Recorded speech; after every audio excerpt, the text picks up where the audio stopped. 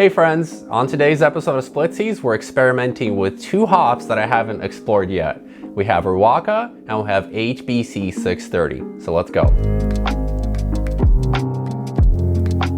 Riwaka isn't new by any means, but it's a hop that a lot of pro brewers are excited about. It has a very pungent aroma and flavor despite being only about 5 to 7% alpha acid content. And HBC 630 is one that's personally exciting to me because a few of the times that I've smelled it, the aromas just absolutely jump out at you with big notes of candy, cherries, and juicy fruit. So that hop is very exciting for me and I can't wait to brew with it again.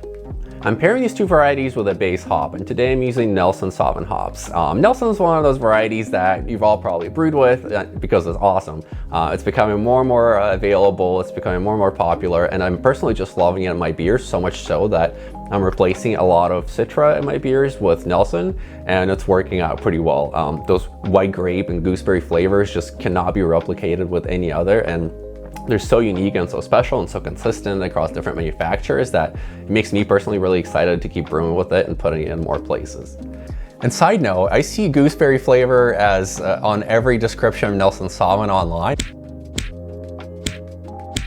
I've never personally had it. I'm curious about you guys. It's one of those things that's thrown out there like passion fruit. I personally never had passion fruit either, although maybe once in juice form. So gooseberry is one of those fun things that you see in online retailers, but you personally have never had. You're like, oh, that tastes like gooseberries. Great. So I'm on a personal mission to explore what that actually tastes like. And okay, so quick introduction to those who haven't seen the previous Splitsies video and what that's about. Splitsies is an experiment where I brew a big batch, and then split it into two fermenters and do all sorts of funky things to it. So for this specific batch, I brewed a base beer. I bittered it a little bit, added Whirlpool, and then split it into two different fermenters. And what we're gonna do is we're gonna add different hops to those. So let's get into the recipe. For this recipe, I brewed my base New England IPA, which is a pretty standard recipe for me, although I used a little bit of Pilsner malt in this one and a little bit of flaked oats instead of malted like I usually add. So here's the 8-gallon batch version. So 37% Pilsner malt, 37% two-row, 15% spelt, and 10% flaked oats. And I'll leave the full recipe in the description for y'all. For hops, I added 27 IBU Columbus at about 30 minutes. Just a little bit of bitterness in there, and then I added the following hops in the Whirlpool. For Whirlpool, I added 4 milliliters lactic acid to drop the pH to 5.1, just to help the hops from bringing the pH up too high. And then I added 4 ounces of Nelson, 2 ounces of Riwaka, 2 ounces of HBC 630, and 2 ounces of Chinook for a little bit of that danky backup note and to add a little bit of complexity to this beer.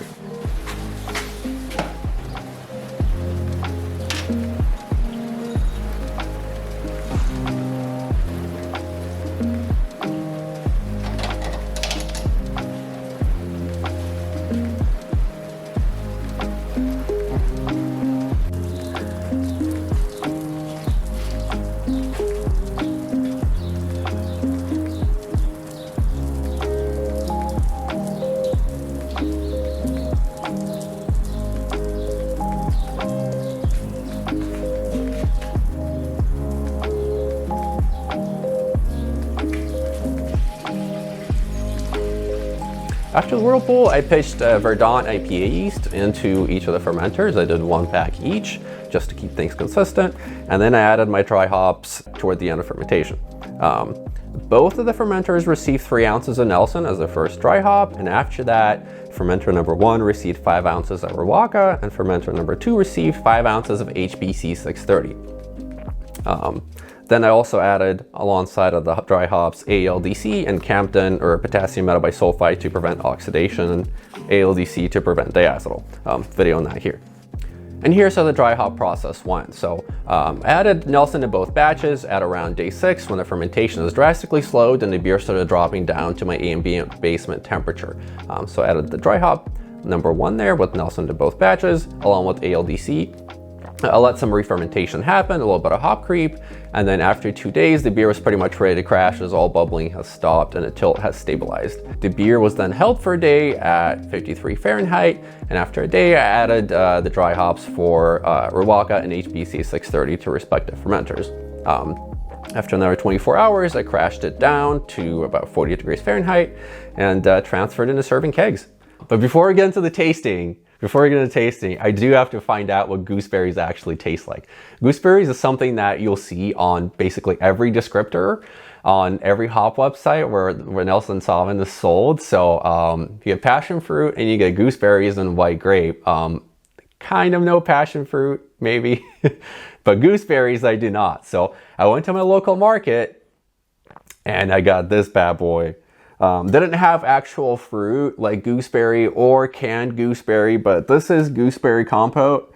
So I'm excited to try this and let y'all know what I think, because I've never had gooseberries and I love Nelson. So we're gonna taste this live and then see what that's like.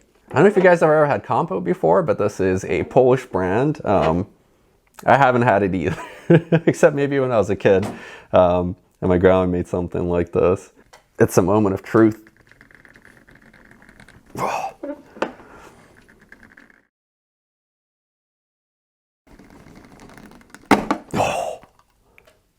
And BP oil spill. Okay, smells like a weird kind of pickled thing. Okay. And these bad boys are floating in there, so I think I'm supposed to drink the liquid. It's like a juice, but first I'm gonna try and taste the fruit. Okay, moment of truth. Okay. Okay, it's good. Huh. Let me do one more. It's like very unique. So gooseberries are this like greenish flavor, and I definitely get that flavor in Nelson Sauvin. It tastes like Nelson Sauvin hops, to sum it up.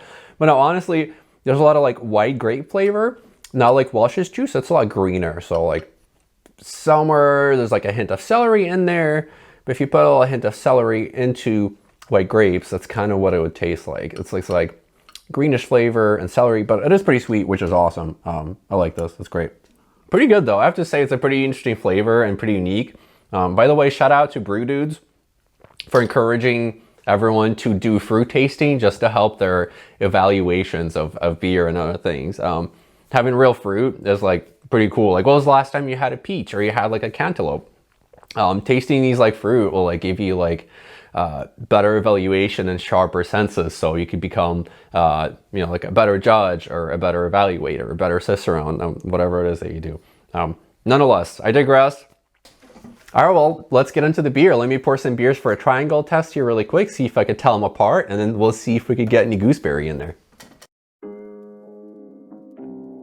All right, here we have the beers. So I'm doing a little triangle test. One of these is 630, the other two are Riwaka. So I'm here to distinguish 630 if that has any variance. There are all notes on the bottom of each, which beer it is. I cannot see them from here, and I had my wife mix them up for me, so I do not know which beer is which. So here we go. Let's get into this little sensory evaluation and see how they do. This one a little diesel-y, which kind of gives a Riwaka away. This one is a little interesting. Smells like a little like green melon. Very nice aroma. Look at that golden color. That absolutely amazing golden hue. That's fascinating. Juicy, fruity, not quite gooseberry, but maybe like cantaloupe. Yeah, nice ripe green melon. Maybe even like yellow melon in there.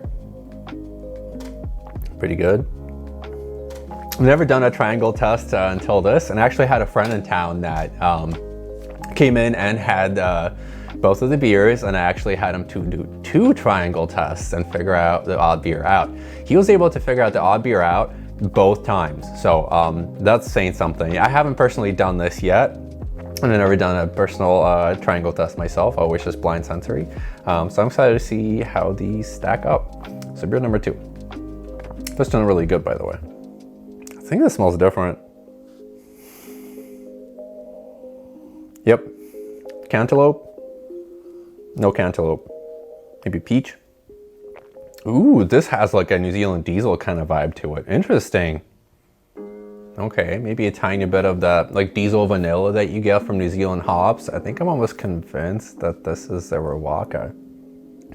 I wonder if you could see the numbers as I'm drinking them here. See the letters. One says R and the other one says 630. So moving on to number 3. I thought there's a lot of diesel here. Cantaloupe. This is more like peachy diesel and some vanilla notes in there. I could get some of that same diesel in here. Yep. It tastes similar to number 2. And I should note, original gravity for these beers was 1070. And final gravity, the Riwaka fermented down to 1014, 1013, 1014 around there. But HBC 630 fermented down a little bit further. I used 1 packet of Verdant IPA yeast for each of them. So maybe some variance in the yeast there, but it fermented down to 1012. So 1 or 2 points difference there. I don't know how much that's gonna make a difference to make it a little creamier or not. But I am getting some creaminess from what I believe are these 2, which are the same beer, unlike this one.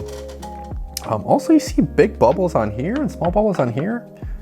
Not sure visual appealing. I probably should have served these in a non-see-through cup so I wouldn't see the head and retention and all that stuff, because they do seem to have a different type of head, which is interesting because they're the same wort.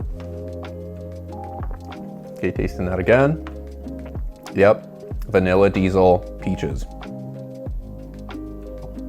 Vanilla diesel peaches. Moment of truth. Yeah, this one is different. This one is the odd one out. So, moment of truth. Yep, 630. I don't know if you can see that. This one should say R. Yes, it does. And this one is also R. Hopefully you can see that. I'm gonna take a swig and you look. Yeah, so I identified the odd beer out. I mean, they are pretty different. I have to say, I think I like Riwaka a bit more. HBC 630 isn't kind of what I perceived it to be originally when I originally made that New England Pale Ale a couple years back. I was a rookie brewer, fun days. It was much more candy-like and more expressive. Right now, I'm getting a little bit of Nelson in here and some of the base Whirlpool hops, but 630 itself is kind of a generic flavor. I mean, I'm getting some cantaloupe on there, but it's not a flavor that jumps out at you. Like, I got 3 flavor descriptors from here, and all I come up with this cantaloupe here, which kind of tells the story. Although not a bad beer by any means. When I first sipped this, I was like, wow, it's a pretty damn good New England IPA. But as you keep drinking it, there's a bit more depth in the Riwaka side than this. So here are the descriptors for both beers. Riwaka includes powerfully fueled tropical passion fruit and grapefruit and citrus characters. Passion fruit is another one of those I have to get on here and I have to try passion fruit and see what that tastes like. My international market did have some passion fruit, so maybe I'll do that in the near future. Although that flavor is also associated with diol, so that's saying something. And for HBC 630, it has a distinct cherry candy-like aroma with notes of stone fruits, raspberry candy, tropical fruits, and citrus. I think citrus is a descriptor for every hop ever that's fruity. But I do get a bit of stone fruit, maybe some cherry. Not as pungent as it was last time. This lot, 2022, I believe Yakima Valley hops, just isn't as pungent as the previous lot, and maybe that's why it's not seen more often. I've honestly been seeing HBC 586 used a lot more often by professional breweries than 630, and I always wondered why, because it smelled so damn good, but now it seems like there are some consistency issues there with how it comes through in the final beer. I do get some cherry. It's kind of interesting. I would love to try some cryo version of this. Some cryo version of this combined with some of these same hops, that would be awesome. Combine all these same hops into one. Oh my God, amazing. So in terms of the winner, certainly the Riwaka. Riwaka is a hop that's gaining so much traction. Low alpha acid, but somehow incredibly complex. It does have some of that New Zealand diesel that not everyone loves, but I think it's very cool, and I get a lot of vanilla out of that, like Madagascar vanilla. So I think it's quite unique and it's quite cool. Yeah. This beats out the pungency and uniqueness, if there's such a factor. HBC 630 kind of ends up being bland and one note in the end. So yeah, that's about it. I'm happy how both of these beers turned out, especially the color. I'll probably be drinking a Riwaka more than the other one, but I'm still gonna send out cans to all my friends and Patreon subscribers to make sure everyone tries these and get a sense of how they develop, because I do truly believe that beers really develop a lot in the first week, but I do think the evolution still happens up to a month, where these hops kind of evolve, especially after you take the beer off the hops. The flavors really start developing because the hops are no longer absorbing things back into the hop matter. And I think they just have time to mellow out. The yeast settles out, so it gives the hops some room to breathe and really express themselves. So there's that. It's really fun. Again, super fun series to do. I highly recommend doing split batches if you can. You brew the same beer, you just split it out in the end in the different fermenters and add different things. So level of effort for 2 beers is pretty low. But yeah, so that's fun. Thanks for tuning in. More Splitsies content to come, and I think I'm going to get a little bit more experimental and less experimenting with hop varieties and more with the process. Maybe like dry hopping, lowering pH, things like that. So stay tuned for more. Cheers.